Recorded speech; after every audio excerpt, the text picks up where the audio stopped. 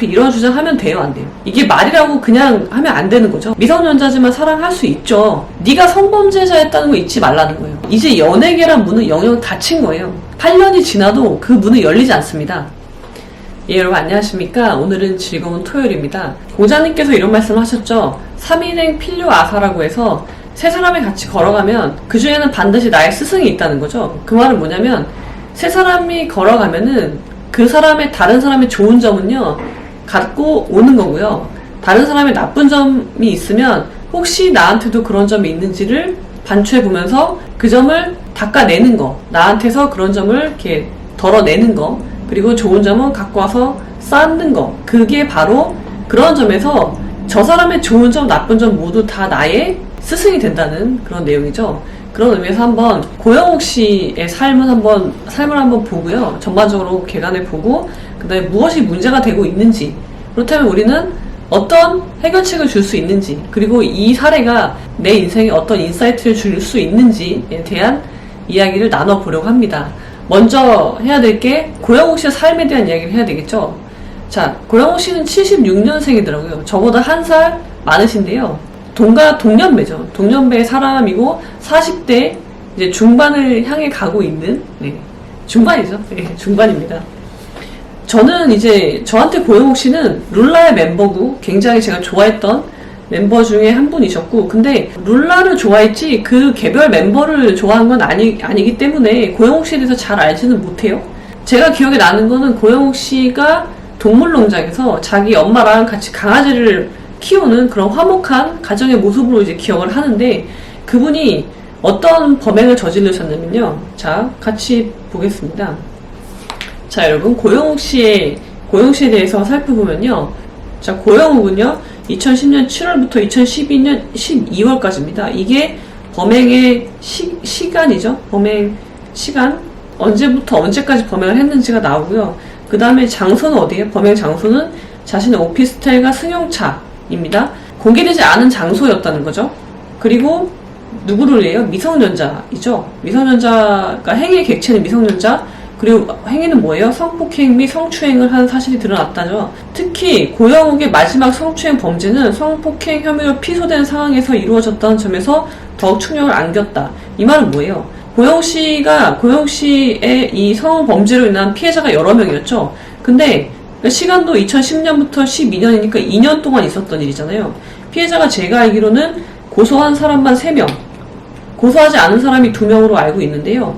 근데 이 3명 중에 마지막 한 명은요, 이미 고소가 돼서 수사기관에서 조사를 받는 중인데 범행을 했다는 거죠. 그러니까 뭐예요? 죄질이 아주 안 좋은 거죠. 당시 고영욱은 법정에서 너무 제 스타일이라서 그랬다고 발언했다고 하네요. 이런 말은 하면 안 되죠. 이런 말은 하면 안 좋죠. 그러니까 이게 나한테 도움이 되지 않을 말은 할 필요가 없는 거죠.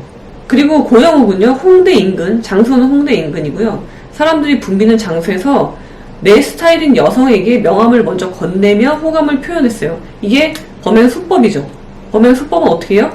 자, 홍대라는 거는 그러니까 많은 사람들이 오고 가니까 몰라요. 서로 모르는 아무한테나 그냥 내 마음에 들어. 그러면은 저 여자 내 스타일이야. 그러면 가서 명함을 준 거죠. 그리고 그 명함에는 뭐가 있었어요? 당시 이제 SNS 가장 유명했던 미니홈피 주소가 적혀 있고, 거기에 그 미니홈피 쪽지, 이런 연락을 주고받을 수 있는 쪽지가 있었다는 거죠. 그 메시지를 보낼 수 있는, 그게 이제 그런 게 적혀 있는 명함을 준 거예요. 그럼 연락하라는 거죠. 그리고 재판에 오른 피해자는 총 3명이었고요. 고영욱이 범죄를 저질렀던 시점에 모두 미성년자.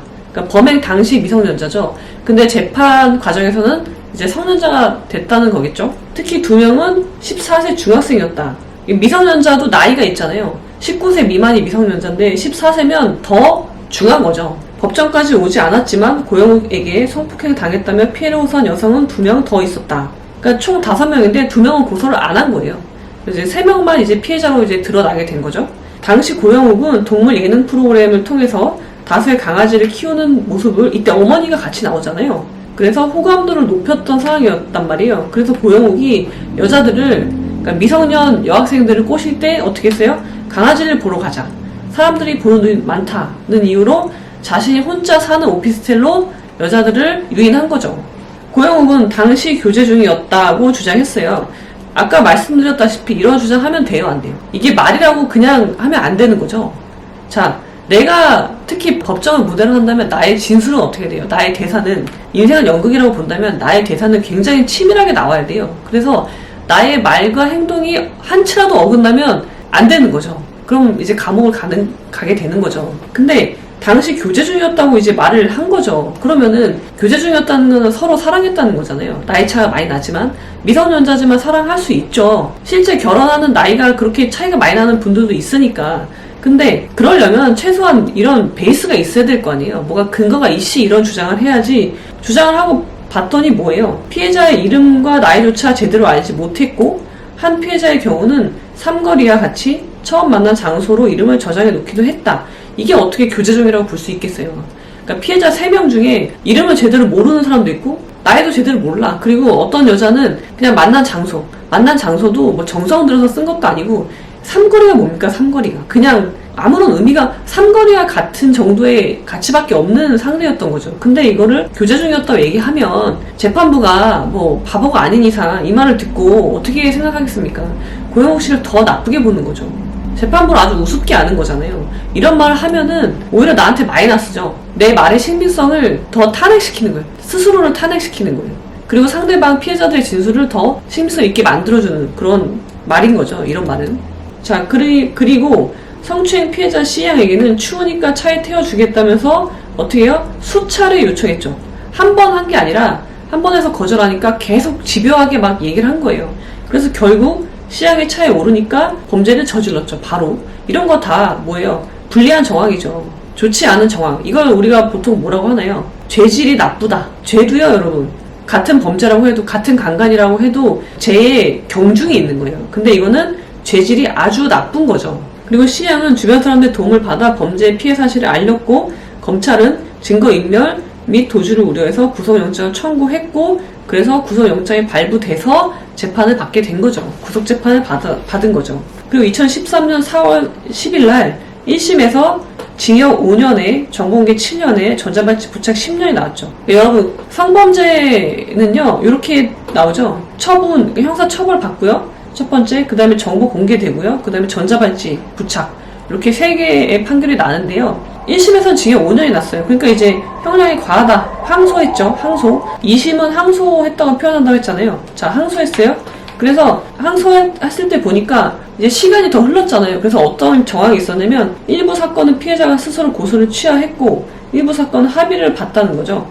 그리고 반성했다. 요 3가지 점이 추가로 발생해서 이제 감경이 되는데요. 자, 여러분, 이거 반성은요, 반성 안 하는 피고인은 없습니다. 없어요. 근데 반성했대요. 그래서 깎아줘요. 징역 2년 6개월. 50%를 깎아줬죠. 많이 깎아줬어요. 징역 2년 6개월 됐는데, 이번에 또 그럼에도 고영욱은 또다시 양형이 과하다는 이유로 다시 이번에 30으로 가죠. 그건 뭐예요? 그건 이제 상고했죠. 상고. 대법원에 하는 건 상고라고 말씀드렸죠. 그래서 심리 불속행 기각을 했겠죠. 그러니까 그래서 항소심 판결이 확정이 됐죠. 그렇게 해서 형을 살았고, 그래서 2015년 7월 만기 출소를 했습니다.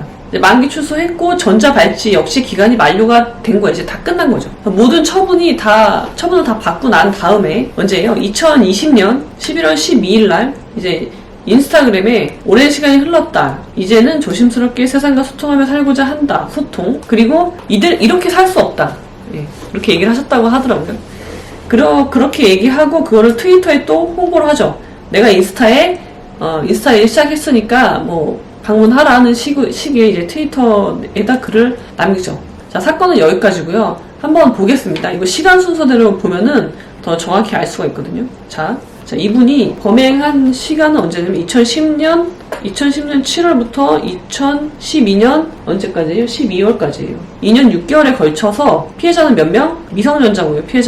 미성년자 피해자가 3명이 있었죠. 그 다음에 어떻게 돼요? 이게 확정이 된 게 2013년 대법원에서 확정이 되죠. 그래서 최종 형량은 어떻게 돼요?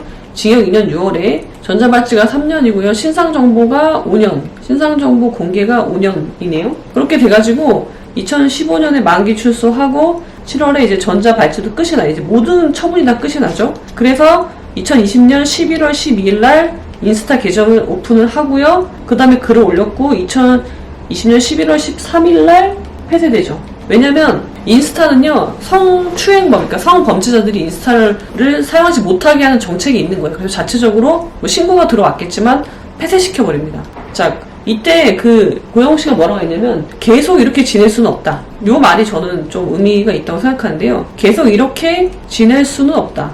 자, 이 말을 어떻게 생각하십니까? 자, 고영욱 씨는 어떤 시간을 보냈을까요? 자, 마지막 범행 2012년 12월을 마지막 기점으로 삼아서 지금 2020년이잖아요. 그럼 몇 년이 흘렀나요? 8년이 흘렀잖아요. 자, 이 지난 8년 동안 고영욱 씨는 어떻게 시간을 보냈을까요? 어떻게 보냈길래 계속 이렇게 지낼 수는 없다라는 말을 했을까요? 저는 그게 좀 궁금한데요. 아마도 고영욱 씨는요, 본인은 억울할 수도 있고, 아니면 정말 잘못을 뉘우치고, 자기가 정말 잘못했다 인정할 수도 있는데, 그 다음에 어떤 8년을 보냈을까? 자, 재판을 받는 동안 어떤 시간을 보냈고, 또 확정이 되고 감옥에 있는 수감 기간 동안은 어떻게 보냈으며, 출소하고 나서 2015년에 만기 출소하고 나서 지금까지 2020년까지 5년이 흘렀는데 고영욱 씨는 어떤 5년을 보냈던 것일까요? 집에서 아무런 활동 안 하고 집에서 사람과의 접촉을 다 끊고 소통하고 싶다고 했잖아요. 그러면 그동안 소통을 안 하고 살았다는 것인지 무엇을 했는지 참 궁금합니다. 제가 볼 때는 이 5년 동안 고영욱 씨는 성장하지 못했다는 생각을 합니다. 이때로 멈춰있는 거예요. 2012년 12월에 그냥 멈춰져 있는 것은 아닐까라는 생각이 들더라고요. 자, 우리 인생은요, 여러분, 생사는 유명하죠. 자, 제가 좋아하는 말인데요. 생사는 유명합니다. 우리가 죽고 사는 것은 명에 달려있는 거예요. 이거는 내 의지대로 할 수 있는 게 아니니까, 그러면 그 주어진 시간 동안 우리는 어떻게 돼요? 살아야 돼요.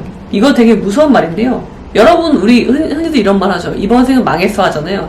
그럼에도 불구하고 나는 이 망한 생을 살아가야 해요. 그게 중국어로 하면은 살아가는 거, 구어저라고 하는데요. 현재 진행형인 거죠. 살아가는 것이 인생이에요. 그러면은 고영욱 씨도 뿐만 아니라 아무리 큰 범죄를 저지른 사람도 살아가는 겁니다. 남은 인생은 살아가야 되는데 어떻게 살 것인가, 하우. 그거에 대해서 고민을 해보셨을까? 라는 생각을 해봐요. 아마 안 해봤을 것 같아요. 그냥 억울하고 원망하고 이 8년을요 그냥 보낸 거예요. 그냥. 그러니까 이런 말이 나올 수가 있는 겁니다. 계속 이렇게 지낼 수는 없다. 아무것도 안 했으면 계속 이렇게 지낼 수는 없죠. 남은 생이 얼마나 긴데. 그래서 생각한 게 소통하겠다고 인스타로 나온 건데, 저는요 일단 이분이 지난 8년 동안 아무것도 하지 않은 거, 아무하고도 소통하지 않은 건요, 그건 큰 잘못이라고 생각을 해요. 이 사람이 과거에 어떤 범죄를 저질렀건 그 이후에는 그거를 내가 정말 잘못한 게 있으면은 그거를 어떻게 내가 사회에 공헌할 수 있을까? 그러려면 먼저 잘못한 걸 인정을 하고 나가야 될 건데, 아마 그걸 인정하지 못할 수도 있는 거죠. 그냥 숨어서 사는 건요 소용이 없는 거죠. 그러니까 이분의 기억은 찬란했던 나의 과거만 나로 인정을 하는 거예요. 근데 그렇지 않은 거죠. 내가 성공한 것도 나고요, 실패한 것도 나예요. 그리고 그게 모여서 나라는 사람의 현재를 이루고 있는 건데, 고영욱 씨는 지금 현재가 없는 겁니다. 자기의 지난 8년을 다 부정하는 거예요. 그리고 언제로 돌아가겠다는 거예요? 다시 2012년 12월 그 이전으로 돌아가서 과거의 그 찬란했던 시절로 돌아가겠다. 그리고 그렇게 살겠다는 거죠. 근데 그럴 수 있어요? 이제는 그럴 수가 없습니다. 이때로는 돌아갈 수 없어요. 고영욱 씨뿐만 아니라 누구나 다 그때로 돌아갈 수는 없는 거예요. 그러면은 앞으로를 봐야 되는데, 이미 고영욱 씨는 지난 8년을 제 생각에는 그냥 버렸다고 생각해요. 그러면 앞으로 남은 삶을 잘 살기 위해서는 지금이라도 다른 생각을 가지고, 그리고요 유튜브도 하고요, 인스타도 하고요, 트위터도 할 수 있는데요, 그거의 목적이 무엇이 되어야 하냐면, 고영욱 씨가 자기가 잘못했던 과거의 범죄 있죠, 그거를 조금이나마 피해자들한테 위로를 하고 진심으로 참여를 하고 그런 식의 유튜브 활동을 할 수 있어요. 그건 충분히 가능하다고 보는데, 아마도 고영욱 씨가 생각한 거는 그런 식의 활동은 아니었지 않나 싶어요. 그러니까 유튜브나 인스타나 이거는 누구에게나 열려있는 곳이기 때문에 들어올 수 있는데, 그 콘텐츠가 무엇이냐, 무엇으로 채우려고 했느냐. 근데 고영욱 씨는 그거에 대해서는 심도 있는 논의가 없었다고, 고민이 없었다고 생각이 됩니다. 그런 얘기가 있죠. 제가 좋아하는 왕자의 게임이라는 그 미드가 있는데, 거기에 보면은 서자인 존 스노우가 나오고, 그리고 난장인 티리안 라니스터가 나옵니다. 근데 티리안 라니스터는 난장이, 존 스노우는 서자, 둘 다 뭐예요? 약점이 있는 사람들이에요. 근데 존 스노우는 자기가 서자라는 게 굉장히 큰 약점으로 작용하던 때였죠. 그래서 아무것도 할 수가 없어요. 항상 다 주변의 그런 시선에서 자유롭지 못했던 거죠. 근데 서자이긴 하지만 왕의 핏줄을 갖고 있잖아요. 또 그런 점도 있어서 이게 복잡한 복잡한 심정이었고, 근데 티리온 라니스터는 아주 어릴 때부터 난쟁이였잖아요. 그게 약점이죠. 얘는 일찌감치 그걸 극복을 했죠. 그래서 그 티리온 라니스터가 존 스노우에게 해준 말이 있어요. 여러분들에게 제가 너무 좋아서 적어놨거든요. 메모장에다 적어놨는데 여러분들에게 한번 읽어드릴게요. 내 신분을 잊지 마. 다른 사람들도 잊지 않을 거거든. 그걸 갑옷처럼 믿고 있으면 그것 때문에 다치는 일은 없어. 그러니까 그런 거죠. 누구나 다 갖고 있는 그 약점을 잊지 말라는 거예요. 자, 예를 들어서 내가 이혼 가정에, 우리 부모님 이혼한 가정의 자식이야, 내가. 그걸 내가 잊으려고 해도 잊혀져요? 안 잊혀지는 거예요. 오히려 그걸 잊지 말라는 거예요. 절대 잊지 마. 그리고 오히려 그걸 네가 갑옷처럼 잊고 있으면 최소한 네가 그것 때문에 상처받을 일은 없어. 라는 거죠. 마찬가지로 뭐예요? 고영욱 씨, 성범죄 범죄자죠. 그거 내가 8년 동안 잊고 있으면 사람들이 잊나요? 잊지 않아요. 오히려 잊지 말란 말이에요. 그걸 네가 성범죄자였다는 거 잊지 말라는 거예요. 오히려 그걸 네가 갑옷처럼 잊고 있으라는 거죠. 그거를 인정하고 그걸 기반으로 나아가야지. 그거를 내가 잊는다고 해서 다른 사람이 잊어요? 잊지 않아요. 오히려 그걸로 계속 상처를 받는 거죠. 왜? 다른 사람들은 절대 잊지 않거든요. 그 사실을. 그래서 그게 너의 갑옷이 되게 만들려고 했어요. 오히려. 근데 고영욱 씨는 그걸 하지 못했던 것 같아요. 그래서 결국은 다시 네가 성범죄자인데 지금 뭘 하겠다는 거냐? 라는 그 말 때문에 결국 다시 상처받고 사회로 나오지 못하게 돼버렸잖아요. 그런 겁니다. 그리고 그러니까 실패한 경우에 여러 가지 그 왕자의 게임이 되게 재밌는데요. 여러분 한번 보세요, 나중에. 뭐 이런 말들은 되게 많은데요. 어떤 문이 영영 닫히더라도 전혀 기대하지 않은 곳에서 다른 문이 열리고는 하죠. 이거 있잖아요. 그러니까 어떤 문이 영영 닫혀. 고영욱 씨한테는요, 이제 연예계란 문은 영영 닫힌 거예요. 근데 고영욱 씨는 계속 그 문 앞에 앉아서 그 문이 열리기를 기다리고 있는 거죠. 8년이 지나도 그 문은 열리지 않습니다.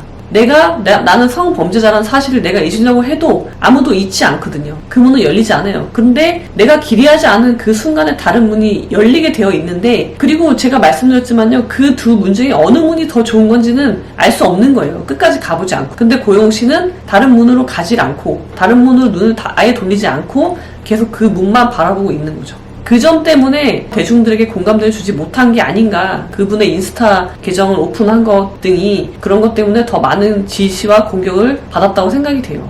그리고 여러분, 마지막으로 제가 드리고 싶은 말은요, 그러니까 여러분들 생각해보세요. 똑같아요. 다 각자 약점이 있죠. 없는 사람이 있나요? 저도 약점이 있는데 저한테 약점은 뭘까요? 이혼했다는 거? 아니면 뭐가 있을까요? 내가 실패했다는 거? 내가 이혼했다는 거? 그런 거 약점이죠. 근데 내가 그걸 잊는다고 다른 사람들이 모르나요? 아니죠. 오히려 그거를 인정한 기반, 바탕 위에서 더 발전하고 앞으로 나아갈 수가 있는 거예요. 여러분들도 어떤 약점이 있다면 그거를 망각하려고 하지 마십시오. 티리온 라니스터가 우리에게 해준 말처럼 그걸 네가 갑옷처럼 걸치고 있으면 그것 때문에 상처받을 일은 없다. 그리고 한 가지 더 마지막으로 드리고 싶은 말씀은요. 인생에서 가장 중요한 거는요, 여러분 뭡니까? 오래 가는 게 중요한 거예요. 누구나 잠깐 뜰 수 있어요. 누구나. 근데 오래 가지 못해요.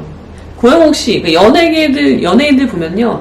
잠깐 떴다가 사라지는 연예인들 많잖아요. 우리 인생도 마찬가지라는 거죠. 얼마나 오래 가느냐.